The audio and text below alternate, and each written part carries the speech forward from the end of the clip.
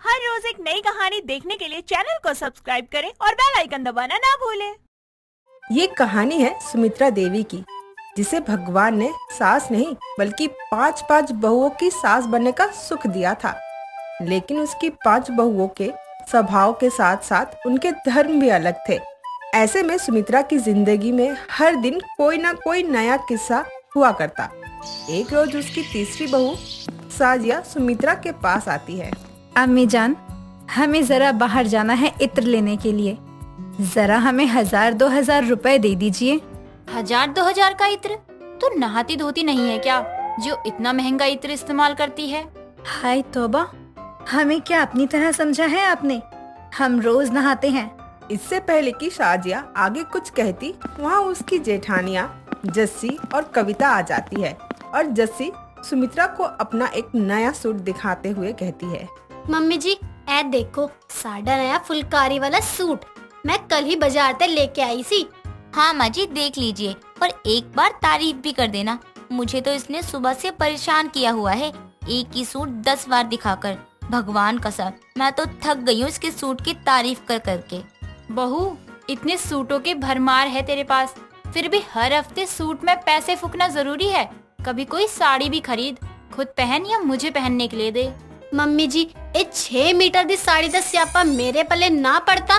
मैनू तो ये चंगे चंगे सूट ही पसंद आते हैं। अम्मी जान, आप कहाँ मेरी बात को भूल कर सूट और साड़ी पर चले गई। हमें पैसे दीजिए, हमें बाजार जाना है, नहीं तो इत्र की दुकान बंद हो जाएगी। देवरानी जी, कहना तो नहीं चाहिए, लेकिन इत्र का इस्तेमाल थोड़ा कम किया करो। इत्र तुम लगाती हो लेकिन महकता पूरा घर है।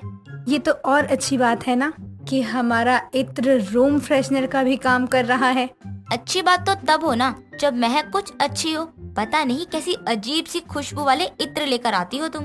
उन दोनों की बातें सुनकर सुमित्रा परेशान हो जाती है और गुस्से में चिल्ला कर कहती है, बस करो, तुम्हारे इस इत्र की वजह से इस सुमित्र मतलब सुमित्रा का दिमाग खराब कर दिया।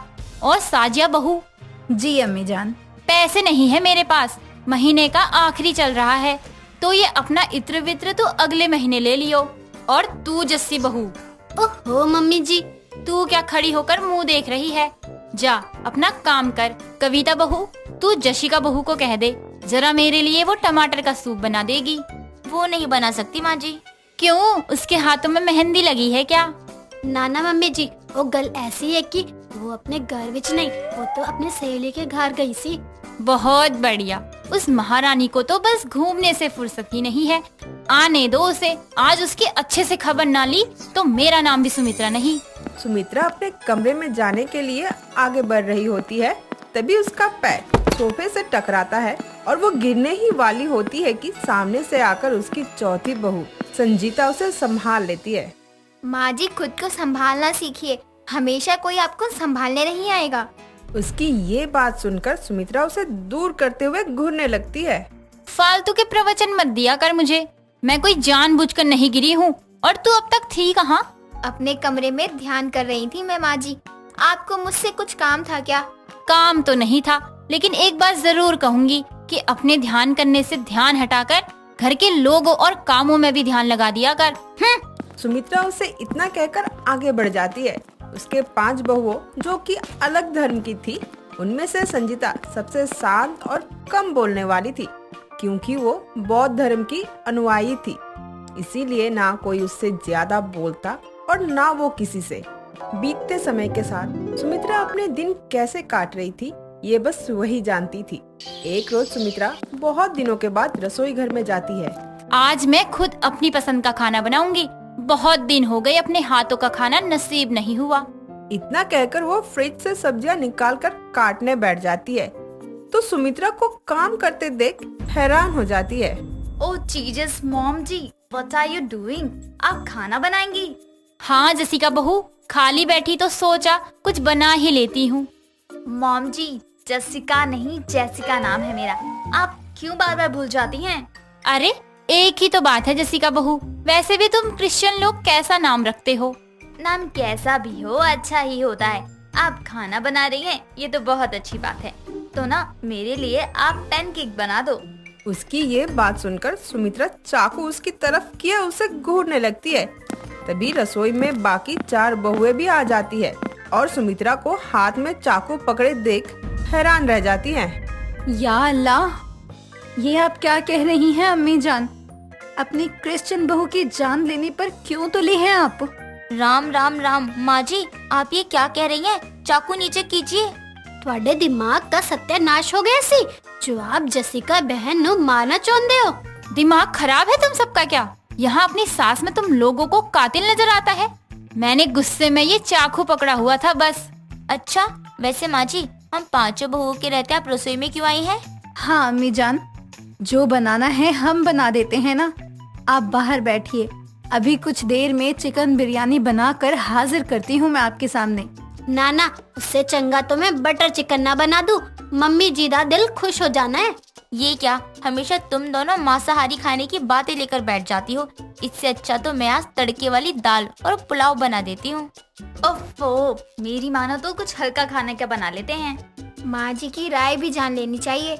माँ जी तो दाल चावल में ही राजी होंगी। ऐसे कैसे? बिरयानी उनको भी बहुत पसंद है, वो वही बनाने को कहेंगी। हाँ तो बटर चिकन तो मम्मी जी का मनपसंद है ना। आप ही बताइए क्या बने? पांचों की खिचपिच देख सुमित्रा मन ही मन अफसोस जताती है। लगता है मैंने रसोई में आकर गलती कर दी। 5 धर्म वाली बहुएं तो कभी कभी मुझे ही धर्म संकट में डाल देती हैं। जो मन में आए बनाओ, बस मुझे समय से खाने दे देना। बेचारी सुमित्रा अपना सर पकड़कर वहाँ से चली जाती है। कुछ समय बाद एक रोज कविता सुबह सवेरे पूजा करने जा रही होती है कि तभी दरवाजे की घंटी बजती है। ये दूध वाला इतनी जल्दी कैसे आ गया? वो जाकर दरवाजा खोलती है तो उसे कोई नजर नहीं आता। इधर उधर झांकने पर जब उसे कोई नहीं दिखता तो वो अंदर जाने लगती है। तभी किसी बच्चे के रोने की आवाज आती है। आवाज सुनकर कविता बगीचे की तरफ देखती है तो छोटी सी टोकरी में लेटा बच्चा रो रहा होता है।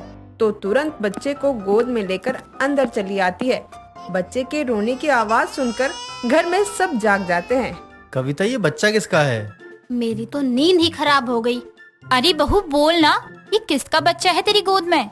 कविता सभी को उस बच्चे के घर से बाहर मिलने की बात बताती है तो सभी हैरान रह जाते हैं। कुछ देर बाद उस बच्चे को लेकर पुलिस स्टेशन जाते हैं और उसके माता पिता की ढूंढने की रिपोर्ट लिखवाते हैं और तब तक वो बच्चे को अपने पास रखने की परमिशन भी ले लेते हैं। कई दिन बीत जाते हैं लेकिन बच्चे के माता पिता का कुछ पता नहीं चलता। ऐसे में सभी चिंता में होते हैं। इस बच्चे के माता पिता का कुछ पता ही नहीं चल रहा, इसलिए पुलिस के कहे अनुसार हमें इस बच्चे को अनाथ आश्रम में छोड़ आना चाहिए। हाँ, वैसे भी हमने अपनी तरफ से हर मुमकिन कोशिश कर ली है। इस नन्ही सी जान को हम अनाथ आश्रम कैसे छोड़ दें? हमारा दिल तो इस बात के लिए गवाही दे ही नहीं रहा।